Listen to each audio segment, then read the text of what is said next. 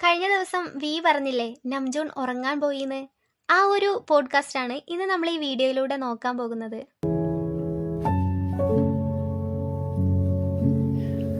Welcome to Fashion Neurosis, RM. Thank you for having me. It's my pleasure, and it's really nice and comfy here. Bella ഫ്രോയിഡിന്റെ fashion neurosis പോഡ്കാസ്റ്റിലായിരുന്നു Namjoon പങ്കെടുത്തത്. താൻ ഇതുവരെ ചെയ്തിട്ടുള്ളതിൽ വെച്ച് ഏറ്റവും സന്തോഷവും മീനിങ് ഫുള്ളുമായിട്ടുള്ള അഭിമുഖങ്ങളിൽ ഒന്നായിരുന്നു ഇതെന്നാണ് ജൂണി അവകാശപ്പെട്ടത്. സാധാരണ നമ്മൾ കാണാറുള്ള ഒഫീഷ്യൽ മീഡിയ ഇന്റർവ്യൂസിൽ നിന്നും വ്യത്യസ്തമായി തികച്ചും നാച്ചുറലും റിലാക്സ്ഡുമായിട്ടുള്ള ഒരു അന്തരീക്ഷത്തിലായിരുന്നു ഈ പോഡ്കാസ്റ്റ് നടന്നത്. സംസാരിക്കുമ്പോഴുണ്ടാകുന്ന ചെറിയ പൗസുകളും ആലോചനകൾ പോലും എഡിറ്റ് ചെയ്ത് കളയാതെ അദ്ദേഹത്തിന്റെ ചിന്തകളെ അതുപോലെ തന്നെ ഓഡിയൻസിലേക്ക് എത്തിച്ചതാണ് ഈ പോഡ്കാസ്റ്റിനെ ഇത്രയും റിയലും പേഴ്സണലുമാക്കി മാറ്റിയത്. ജൂണിക്ക് തന്റെ ഉള്ളിലെ ചിന്തകളും ആശയങ്ങളും യാതൊരു മടിയുമില്ലാതെ തുറന്നു പറയാൻ പറ്റിയതിൽ ഒരു ആർമി എന്ന നിലയിൽ നമുക്കും ഒത്തിരി സന്തോഷം തരുന്ന ഒന്നാണ് ഈ ഇന്റർവ്യൂ. 1 മണിക്കൂറോളം ദൈർഘ്യമുള്ള ഈ ഇന്റർവ്യൂവിലെ ഏതാനും ചില ഭാഗങ്ങൾ മാത്രമാണ് നമ്മൾ ഇന്ന് നോക്കാൻ പോകുന്നത്. ഇതിലെ ഏറ്റവും ഇൻട്രസ്റ്റിംഗ് ആയ ഒരു ഭാഗം നംജൂണിന്റെ ഫാഷനെയും വസ്ത്രധാരണത്തെയും കുറിച്ച് സംസാരിക്കുന്നതാണ്. പ്രാഡ എന്ന ബ്രാൻഡിന്റെ പുതിയ സീസണിലെ ഒരു ഔട്ട്ഫിറ്റ് ആയിരുന്നു നംജൂൺ ഇട്ടിരുന്നത്. നാച്ചുറൽ ഡൈയിങ്ങും ഒരല്പം മങ്ങിയ ടോണിലുമുള്ള വസ്ത്രങ്ങളോട് തനിക്കുള്ള പ്രത്യേക താല്പര്യം എടുത്തു പറയുന്നുണ്ട്. ഇത്തരം വസ്ത്രങ്ങൾ ധരിക്കുമ്പോൾ തന്റെ ഉള്ളിലൊരു സമാധാനവും ഒപ്പം ആ ഒരു ഫീലിംഗും ആത്മവിശ്വാസവുമാണ് ലഭിക്കുന്നതെന്നാണ് നംജൂൺ പറയുന്നത്. അതിനുശേഷം പ്രശസ്ത ഡിസൈനറായ റിച്ച് ഓവൻസിന്റെ ബ്രാൻഡിനെ കുറിച്ചും പറയുന്നുണ്ട്. കയ്യിലൊട്ടും പണമില്ലായിരുന്ന തന്റെ പഴയ കാലത്ത്, അതായത് ഏകദേശം 2014-15 കാലഘട്ടത്തിൽ സോളിലെ റിച്ച് ഓവൻ സ്റ്റോറിലേക്ക് ആദ്യമായി കയറി ചെന്ന ആ നിമിഷത്തെ കുറിച്ച് പറയുന്നത് കേൾക്കാൻ തന്നെ ഒരു പ്രത്യേക രസമായിരുന്നു. അവിടുത്തെ കറുപ്പ് നിറത്തിലുള്ള ഡിസൈനുകളും റിച്ച് ഓവൻസിന്റെ വലിയ പ്രതിമയും എലഗന്റായ സിറ്റ് ഔട്ടുകളും ഒക്കെ കണ്ടപ്പോൾ താൻ അമ്പരന്നു പോയെന്നും കറുപ്പ് എന്ന ഒറ്റ നിറത്തിന് ഇത്രയധികം വ്യത്യസ്തങ്ങളായ ഷെയ്ഡുകൾ ഉണ്ടാകാമെന്നും ആദ്യമായി തിരിച്ചറിഞ്ഞത് അപ്പോഴാണെന്നും പറയുന്നുണ്ട്. ഇതുകൂടാതെ തന്റെ പഴയകാല എയർപോർട്ട് ഫാഷനെ കുറിച്ച് സംസാരിക്കുന്നുണ്ട്.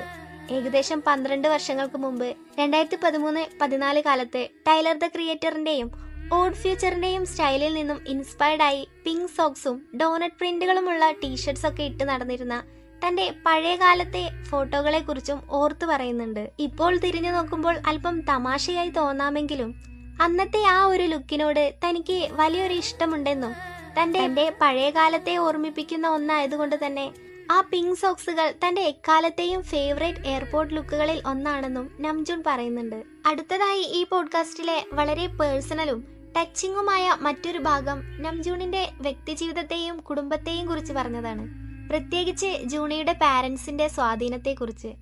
നംജൂണിന്റെ അച്ഛന് ചെറുപ്പത്തിൽ ഒരു കാർട്ടൂണിസ്റ്റ് ആകാനായിരുന്നു ആഗ്രഹം. എന്നാൽ അദ്ദേഹത്തിന് അത് സാധിക്കാതെ പോയി. അതുകൊണ്ട് തന്നെ തന്റെ മകൻ മ്യൂസിക് ഫീൽഡിലേക്ക് വരാൻ ആഗ്രഹിച്ചപ്പോൾ പൂർണ്ണ പിന്തുണയോടെ കൂടെ നിൽക്കാനും ആ സ്വപ്നങ്ങൾക്ക് ചിറകു നൽകാനും അച്ഛന് സാധിച്ചു. എന്നാൽ നേരെ മറിച്ച് ഒരു ടീച്ചറായ അമ്മ ആഗ്രഹിച്ചത് ജീവിതത്തിൽ എപ്പോഴും സുരക്ഷിതത്വവും ഒരു സ്ഥിരതയുള്ള ജോലിയുമാണ്. അതുകൊണ്ട് തന്നെ മകന്റെ ആഗ്രഹത്തിനൊത്തു നിൽക്കാൻ തുടക്കത്തിൽ ആ അമ്മ താല്പര്യക്കുറവ് കാണിച്ചിരുന്നു. അച്ഛന്റെ ആർട്ടിസ്റ്റിക്കും പാരഡോക്സിക്കലുമായ സ്വപ്നങ്ങളുടെ ചിറകുകളും അമ്മയുടെ പ്രാക്ടിക്കലായ ജീവിത വീക്ഷണവും ഒരേപോലെ ഉൾക്കൊണ്ട് ഈ 2 ചിന്തകൾക്കുമിടയിൽ കൃത്യമായ ഒരു ബാലൻസ് പാലിച്ചാണ് താൻ ഇന്നത്തെ നിലയിലേക്ക് വളർന്നു വന്നതെന്നാണ് നംജൂൺ പറയുന്നത്. ഇനി ഇതിലെ ഏറ്റവും എക്സൈറ്റിംഗ് ആയ മറ്റൊരു ഭാഗമായിരുന്നു നംജൂണിന്റെ മ്യൂസിക്കിനെയും ആൽബങ്ങളെയും കുറിച്ചുള്ള വിശേഷങ്ങൾ. തന്റെ റീസെന്റ് ആൽബമായ റൈറ്റ് പ്ലേസ് റോങ് പേഴ്സൺ തനിക്ക് ഏറെ പ്രിയപ്പെട്ട ഒന്നാണെന്ന് അദ്ദേഹം പറയുന്നുണ്ട്. അതിൽ പ്രധാനമായും എടുത്തു പറയേണ്ടത് ആൽബത്തിന്റെ വിഷ്വലുകളെ കുറിച്ചാണ്. ചലച്ചിത്ര സംവിധായകൻ വോങ് കാർ-വായിയുടെ സിനിമകളെ ഓർമ്മിപ്പിക്കുന്ന ആ ഒരു വിന്റേജ് വൈബ് നൽകുന്നതിൽ ഫോട്ടോഗ്രാഫർ വിങ്ഷായുടെ ഫോട്ടോഗ്രാഫി വലിയ പങ്ക് വഹിച്ചിട്ടുണ്ട് എന്ന് വ്യക്തമാക്കുന്നുണ്ട്. ഇതുകൂടാതെ ആരരാങ്, ഹൂളിഗാൻ എന്നിവയെക്കുറിച്ചും സംസാരിക്കുന്നുണ്ട്. ജങ്കുക്കും ഹോബിയും ചേർന്ന് ഹൂളിഗാന്റെ വരികളും അതിന്റെ കോൺസെപ്റ്റുമൊക്കെ തയ്യാറാക്കാൻ എങ്ങനെയാണ് സഹായിച്ചതെന്നും അതിനു പിന്നിലെ രസകരമായ അനുഭവങ്ങൾ എന്തൊക്കെയായിരുന്നു എന്നും മനസ്സ് തുറന്നു സംസാരിക്കുന്നുണ്ട്. ഇതിലെ ഏറ്റവും ബ്യൂട്ടിഫുൾ ആയ ഒരു പാർട്ട് BTS എന്ന ഗ്രൂപ്പിന്റെ ലീഡർ ആയിരിക്കുന്നതിനെ കുറിച്ച് നംജൂൺ സംസാരിച്ചതാണ്. ലോകമറിയുന്ന ഒരു വൻ ഗ്രൂപ്പിനെ നയിക്കുക എന്നതും അതിന്റെ ലീഡർ ആയിരിക്കുക എന്നതും ഒട്ടും എളുപ്പമുള്ള കാര്യമല്ല എന്ന് വളരെ സത്യസന്ധമായി സമ്മതിക്കുന്നുണ്ട്. എന്നാൽ ലീഡർഷിപ്പ് എന്താണെന്ന് ഭയങ്കര രസകരമായിട്ടുള്ള ഒരു ഉദാഹരണത്തിലൂടെ വ്യക്തമാക്കുന്നുമുണ്ട്. ജൂണി പറഞ്ഞത് ഇങ്ങനെയായിരുന്നു: ഒരു മുറിയിൽ കുറച്ചുപേർ വളരെ റിലാക്സിംഗ് ആയി ഇരിക്കുന്ന സമയം പെട്ടെന്ന് പുറത്തുനിന്ന് തണുത്ത കാറ്റടിച്ചാൽ എല്ലാവർക്കും തണുക്കും. പക്ഷേ അവിടെ ഇരിക്കുന്ന മിക്ക ആളുകളും മടി കാരണം ആരെങ്കിലും പോയി ജനൽ അടയ്ക്കട്ടെ എന്ന് ചിന്തിച്ച് അവിടെ തന്നെ ഇരിക്കുകയായിരിക്കും. എന്നാൽ തനിക്കും മടി തോന്നുന്നുണ്ടെങ്കിൽ പോലും സ്വയം എഴുന്നേറ്റ് പോയി ആ ജനലടയ്ക്കുന്ന വ്യക്തി ആരാണോ ആ ആളാണ് ഒരു യഥാർത്ഥ ലീഡർ. നംജൂൺ പറഞ്ഞ ആ ജനലിന്റെ ഉദാഹരണം കേൾക്കുമ്പോൾ തന്നെ ഒരു യഥാർത്ഥ ലീഡർ ആരാണ് അല്ലെങ്കിൽ ആരായിരിക്കണമെന്ന് നമുക്ക് വ്യക്തമായി മനസ്സിലാകും. അതായത് ലീഡർഷിപ്പ് എന്നാൽ അധികാരത്തിൽ നിൽക്കുന്നതോ വലിയ പ്രസംഗങ്ങൾ നടത്തുന്നതോ അല്ല, മറിച്ച് ടീം അംഗങ്ങൾ സമാധാനത്തോടെ ഇരിക്കാൻ വേണ്ടി ആരും പറയാതെ തന്നെ ചെറിയ ചെറിയ പ്രശ്നങ്ങൾ പോലും സ്വന്തം ഉത്തരവാദിത്തമായി ഏറ്റെടുത്ത് പരിഹരിക്കുന്നതാണ് എന്ന് ഈ ഒരൊറ്റ ഉപമയിലൂടെ നംജൂൺ വളരെ ഭംഗിയായി പറഞ്ഞു തരുന്നുണ്ട്. അവസാനമായി ഈ പോഡ്കാസ്റ്റിൽ നംജൂൺ തന്റെ ജീവിത വീക്ഷണത്തെയും ചിന്തകളെയും കുറിച്ച് പറയുന്നുണ്ട്. അതിൽ 3 പ്രധാനപ്പെട്ട വിശേഷങ്ങളാണ് പങ്കുവെക്കുന്നത്. ഒന്ന്, അദ്ദേഹത്തിന്റെ ലൈഫ് സ്റ്റൈൽ.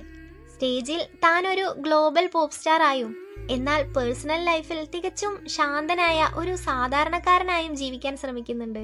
ഒരു അണ്ടർ കവർ ഏജന്റിനെ പോലെ ഈ 2 ജീവിതങ്ങളും ബാലൻസ് ചെയ്ത് കൊണ്ടുപോകാൻ ഒരു ഫ്രണ്ട് തനിക്ക് ചില അഡ്വൈസുകളൊക്കെ തന്നിരുന്നു എന്നും അത് തനിക്ക് വലിയൊരു ഹെൽപ്പായിരുന്നു എന്നും ജൂണി പറയുന്നുണ്ട്. അതുപോലെ തന്നെ വലിയ സ്ട്രെസ്സും മറ്റും വരുന്ന സമയങ്ങളിൽ ഹൈക്കിങ്ങും വായനയുമാണ് വലിയ ആശ്വാസം തരുന്നതെന്നും ചെറുപ്പത്തിൽ വായിച്ച ഹെയ്മൻ ഹെസ്സയുടെ ഡെമിയൻ എന്ന പുസ്തകം തന്റെ ജീവിതത്തിലെ കാഴ്ചപ്പാടുകളെ വളരെയധികം ആഴത്തിൽ സ്വാധീനിച്ചിട്ടുണ്ടെന്നും പറയുന്നുണ്ട്. ഇതിനെല്ലാം പുറമെ നമുക്കുകൂടി ഇൻട്രസ്റ്റിംഗ് ആയിട്ടുള്ള ഒരു ക്വസ്റ്റ്യൻ ആയിരുന്നു ജൂണിയുടെ പ്രണയസങ്കല്പത്തെ കുറിച്ച് ചോദിച്ചത്. ഡുവൽ പേഴ്സണാലിറ്റി ഉള്ള ആളുകളോടാണ് തനിക്ക് കൂടുതൽ അട്രാക്ഷൻ തോന്നിയിട്ടുള്ളത് എന്നാണ് ജൂണിയുടെ മറുപടി.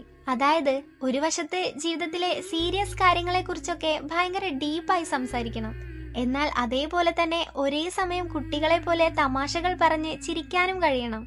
ഇത്തരത്തിലൊരു ഡുവൽ പേഴ്സണാലിറ്റി ഉള്ള ആളുകളെ കണ്ടാൽ താൻ അറിയാതെ വീണു പോകും എന്നാണ് പുള്ളിക്കാരൻ ഉദ്ദേശിച്ചത് തോന്നുന്നു. ഇനി ചിലപ്പോ നമ്മൾ കാണാൻ പോകുന്നത് നംജൂൺ ബയാസ്ഡ് ഗേൾസിന്റെ പല ടൈപ്സ് ഓഫ് ഡുവൽ പേഴ്സണാലിറ്റികളായിരിക്കും. ഇവിടെ ആരെങ്കിലും ഉണ്ടോ നംജൂൺ ബയാസ്ഡ് ഗേൾസ്? ഉണ്ടെങ്കിൽ ഒന്ന് കമന്റ് ബോക്സിൽ പറയണേ. നമുക്ക് നോക്കാം ആരുടെ ഉള്ളിലാണ് ആ മാടമ്പള്ളിയിലെ മനോരോഗി ഉറങ്ങിക്കിടക്കുന്നേന്ന്.